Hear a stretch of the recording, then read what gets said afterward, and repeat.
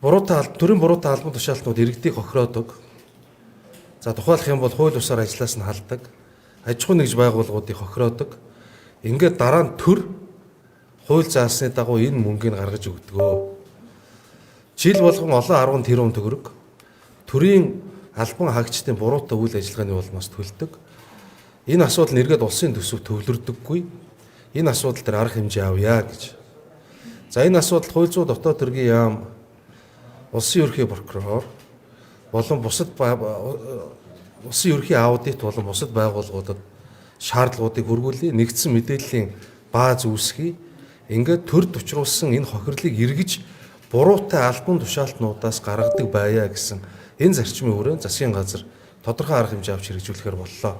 За өнөөдөр юу болдгоо гэхлээр тухайлах юм бол нэг хүнийг үнэлэхгүйгээр халддаг, шүүхээр тогтоогддог.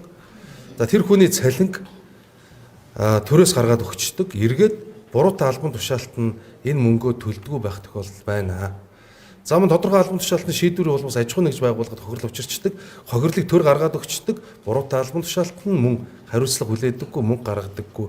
Энэ асуудал дээр дүгнэлтийг цаашдаа төрд хохиролд учруулсан албан тушаалтнууд тэр хохирлоо өөрсдөө төлдөг байя гэсэн энэ журмыг өнөөдөр засгийн газар уралдаан авч хэрэгжүүл хэлцлээ.